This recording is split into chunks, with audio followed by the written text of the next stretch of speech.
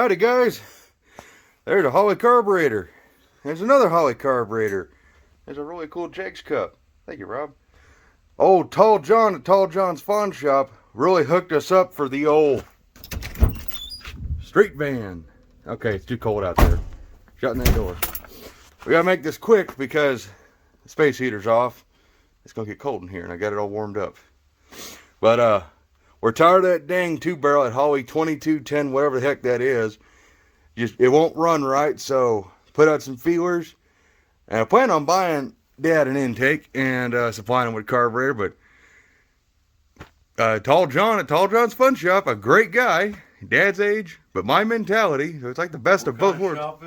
Tall John's Fun Shop. Fun Shop. That's what he calls his YouTube channel. It's actually a fun channel. I enjoy it very much so. You need to go check that out. He's got a little Barracuda. He's got a Road Runner he just went and picked up. He's got a little Red Express. He's got a whole bunch of cool cars. Yeah. So people like, old people like Dad, but they like my mentality on things. It's literally the best of both worlds. And he does videos with his son, which is just the greatest thing ever. Oh, be dang. Yeah, it's a great show. So he styled us with a 650 spread bore carburetor. It's like literally the worst combination of things. Spread bore with vacuum secondaries. But you know what? You ain't going to argue over the price. He donated this stuff to us. And Tall John, by the time you see this video, you already have a check in the mail because the price you paid for shipping, that thing right there, no. You're getting reimbursed on the shipment of that at least. You don't need to spend that much money.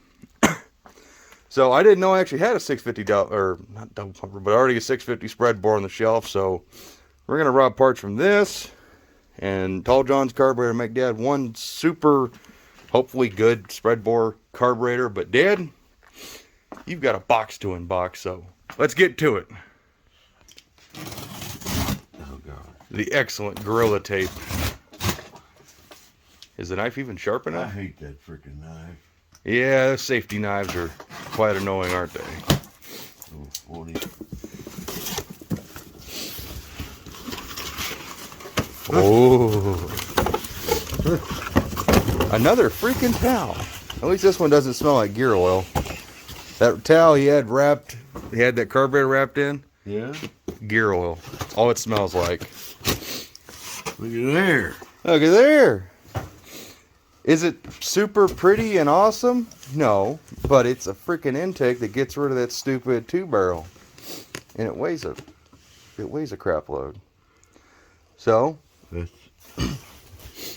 that's going to work out really good. Looks like dandy to me. Yeah, just bolt it on. Who cares about painting it? Unless you want to paint it. Yeah, I'll probably paint it. I got some black spray paint somewhere. Or whatever color you want it. We're going to make it look like it's aluminum num-num. Aluminum num-num? Oh yeah, here you go. Just flogging silver. What is this? A deflabrator? Yeah, that's a deflabrator. Yeah. We'll just delete all that. And like this thing, we'll just take that off and we'll throw it a mile away and not worry about it. So, Dad, what do you got to say? Thank you, Tall John. Mighty kind of you. He's gonna be getting a check. So that's the first part of this video. It's freezing out here. I'm going to do Dad's carburetor. Next time you'll see us, be intake and carburetor swap. Well, I told you guys we were going to start on the intake swap. Dad's got the intake all cleaned up. The carburetor's done. Thank you again, Tall John. And I've been on the phone all morning, Saturday, and Dad's almost got that intake ready to come off. As a matter of fact, this might be the moment. It's so much stuff. Yeah, I can imagine. Been on there since 78. That was a satisfying thud I missed because I was painting your intake. That looks like crap now. Looks like your crossovers are completely plugged up. That's funny. She's not terribly sludgy, but it's not great either. It's pretty nasty if you ask me. Yeah, not a lot of oil changes happen on this one. I've never seen the crossovers that plugged before. That's wild. That other manifold was pretty. I had to chip it out. And I guess how the insides of the valve covers look. Are they sludgy too? No, they ain't packed nasty like that Oldsmobile was on my boat. Yeah. It's pretty nasty. Well, I guess we're going to do a whole bunch of cleaning. I'm going to go make Dad's intake look as nice as I can, and we'll pop back in. Oh, we're almost ready in here. We've been flushing the valley out with mineral spirits and scrubbing because it's really dirty still. Dad's getting all that ready to go. The valve covers are all cleaned up. They look a lot better. I mean, they're not as greasy on the inside or outside. They've been out here drying. The intake's over there by the crawler. Dad wanted this thing silver. It looked like aluminum. Well, it looked like crap, so I made it that dark gray. I paint everything, so that'll work. So you may be asking why I have a piece of 2-inch round stock chucked in the lathe. Well, it's because, told John I ain't blaming you, because the price was right. But we need a thermostat housing. Nobody has them in stock. O'Reilly's won't have one until tomorrow. And this thing is paper thin, and it's got holes burned clean through it. So even if we plug those, I mean, this thing is still just, it's not in good shape at all.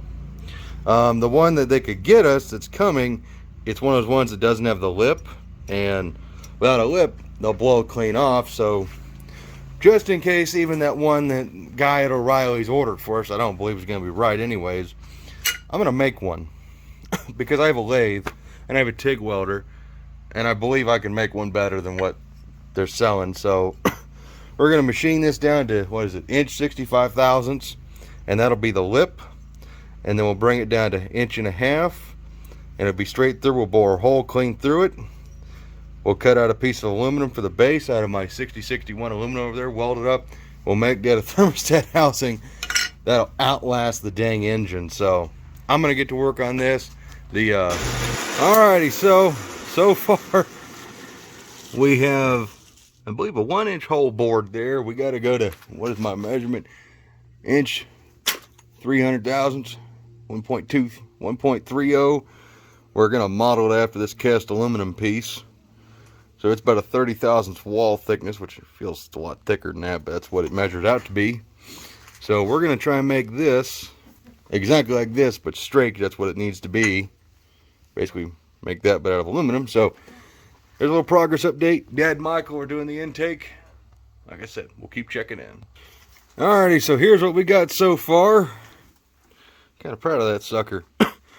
I left the inside a little rough. I didn't know if that was going to be good enough, so I'll probably come back with the boring bar once I part it and clean that up a little bit on the inside. I was wondering why this thing was ringing so bad when I'm machining the outside, putting this chamfer on it. Well, I made a freaking bell. That's what I did. So, looks pretty good. Oh, I got a little chip right there. Dang it, I'm going to have to face that real fast. But, you know, pretty proud of that. So, we'll get it parted, make a base, weld them together. Dad has a thermostat housing. Alrighty, so there's the finished neck. Michael wanted a little more bevel on there, so I added a little more bevel. It does look better. Finished the inside with the boring bar. Got a couple scratches right there, but it's fine. So now we'll get the 6061 aluminum out. We'll draw a template on there. I'll get the jigsaw out, cut that out, put a little chamfer inside for the thermostat to sit in, just like the factory ones. Then we'll burn them together. Done. Alrighty, so the epic saga. There's the plate. Actually, we're showing Dad how to use the lathe. He did the majority of that cut right there. I did some finish work. I left a little chamfer in there. There's our piece. Fits just like that. I gotta make your own stuff anymore. Yep. So that should be about, where's that stock one at? Somebody got so big and floppy. Because it was me. I don't know where that stock one went. I wanted to see if the height is the same. Alright, so that in there. And of course, we have a significantly thicker flange. Yeah, I think that's going to work out. We're a little... I mean, that hose, radiator hose don't care. Yeah, so it's about perfect right there. So it's only loose because there's an edge right there, and I meant to have that edge go out further, but didn't. So, and since it meets that recess, it stops, so it won't go all the way through. So I think that's going to be perfect. I don't need to worry about facing this. I'm going to flip this around and face the other side of it so that way it's flat. But I think that's about job done. making our own thermostat housing. Yeah. Does that need to be recessed for the thermostat itself? Yeah, I actually do got to put the recess in the back side. I almost forgot about that. So yeah, I've got to do a hole about that diameter on the outside of that. So, alrighty, so we just got to weld that together. Got the chamfer set in there. I don't know if we showed that, but that fits in there just like so. It's flush, perfect, no wiggle.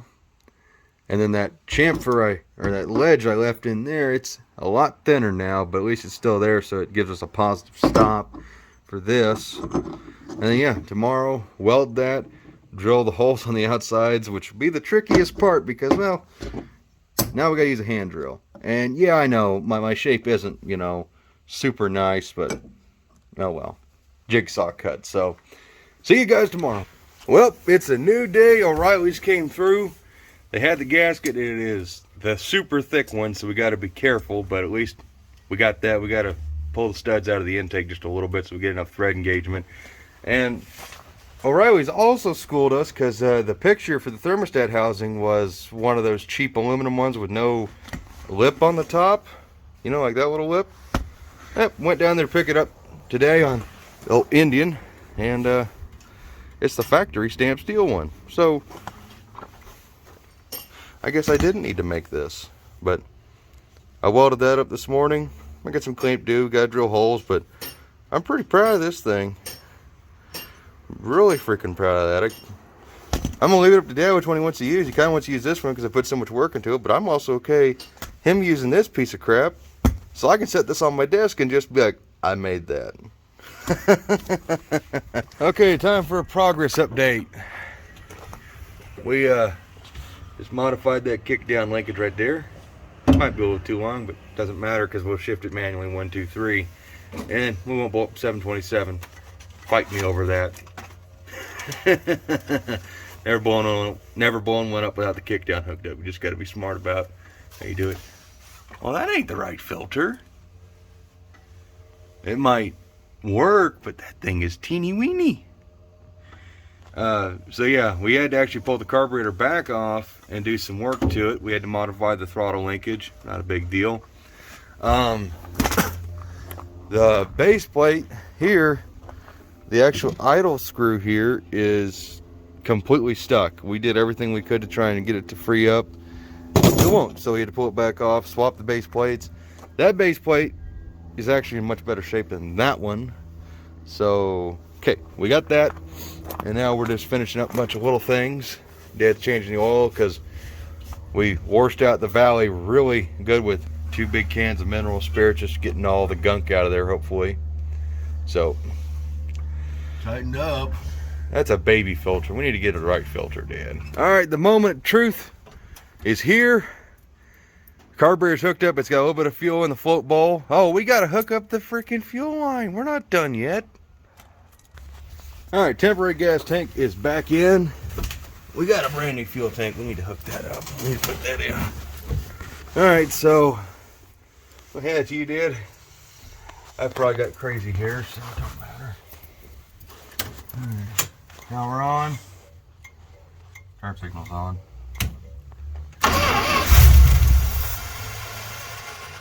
That was encouraging.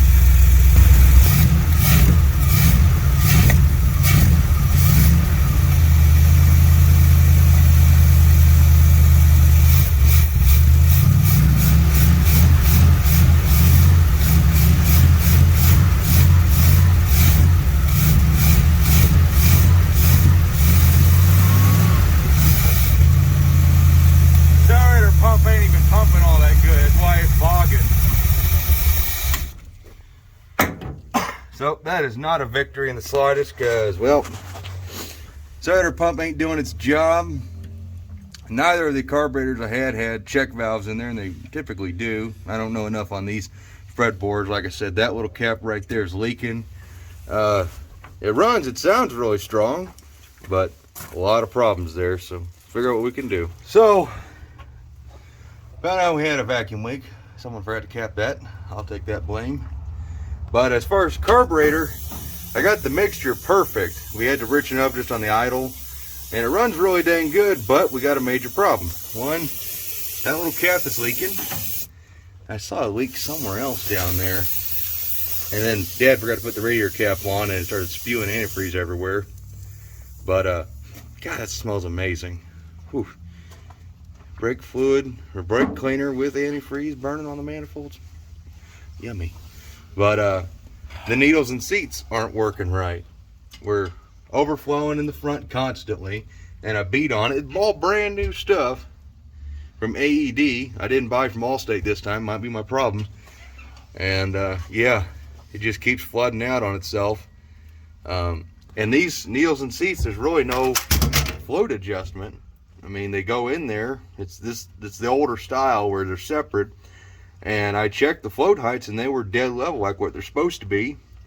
So I don't know what the heck is going on. Kind of annoying. So here's it running. Let's see if she'll idle for you. Let's see. Just while it's running. Sounds pretty good. We got a little bit of smoke coming out of the exhaust, but it ain't burning your eyes. And it sounds pretty dang good. Hopefully this carburetor just starts acting right, but we do have a throttle shaft leaking. It's got fuel coming out of it, which means it's also sucking air. If it's leaking fuel, it'll suck air. As you can see right there where that paint's missing, that's right where the gas is coming out, puddling right down the EGR. Walk off, that's bad. Michael, there you go. You get to walk around and do camera stuff.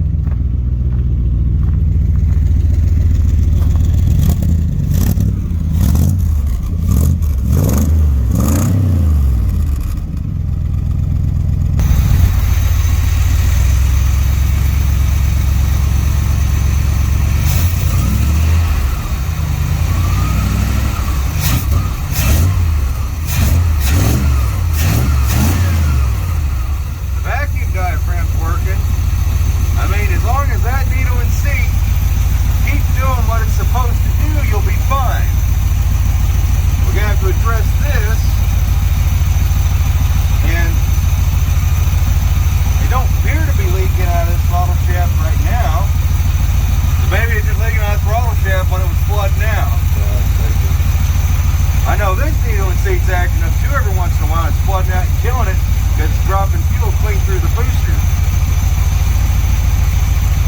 Is that cap so you can change the wheel to seat? I really don't know. This is my first experience with one of these. It looks like something you could actually take out. I think it's swedged in place. That's why the parts are there. So, just so you guys know, that's how I tune carburetors. I've actually been sitting here for about 30 seconds. Other than a little bit of carbon monoxide, I'm perfectly fine. It's not burning my eyes or nothing. And to prove it, I'm right here. So, I know the mixture's good. And as long as we get that needle and seat to keep acting right, we'll be fine. Otherwise, I mean, it's a great carburetor. I think I've got one of the extra float balls here. This might be one of the ones from Tall John, which, as you can see, he is JB welded, because this is apparently a problem. So we may end up having to do that to that carburetor. What a crapshoot. But we also got some traps here for our friend who's living in the van still. We're gonna get you some bitch. But at least it's running decent. We doing good? Yeah, is the water temperature working? No, it's not working. It used to work. It was working earlier. Oh, it's not even plugged in. Oh.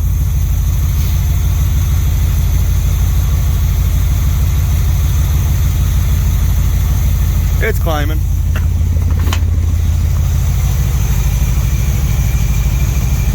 It is, yeah, it's climbing up.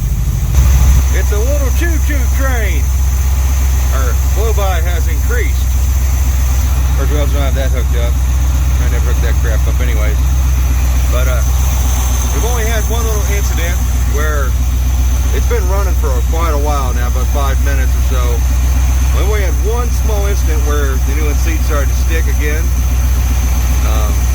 It'd be running pretty good. I mean, it's pretty responsive.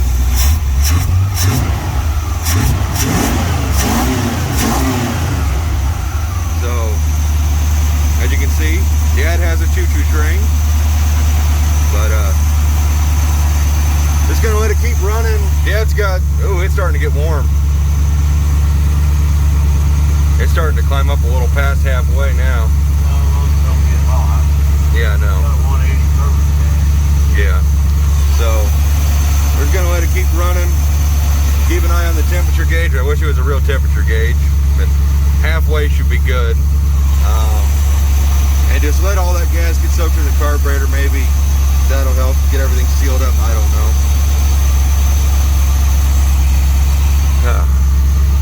Alrighty. Hopefully it'll fire right back up. It definitely seems to sound better, healthier with that 4-barrel.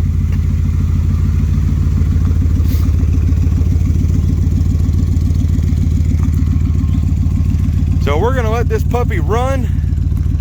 I guess we're just gonna let it keep running. That's what Dad wants to do. So,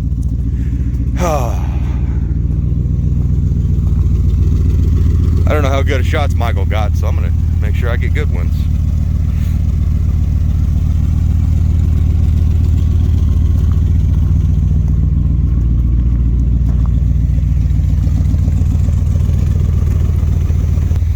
Here it is. So, as always, guys, don't forget to check out Tall John's Fun Shop because he is the cause of this headache. I'm really nervous about that needle and seat while I'm not watching it while it's running. So thank you again, Tall John. You gave us some awesome parts and a headache at the same time, but you know, we'll get it working. So, as always, guys, thank you for watching, and we'll see you in the next one. Take care, and Bye-bye. bye-bye.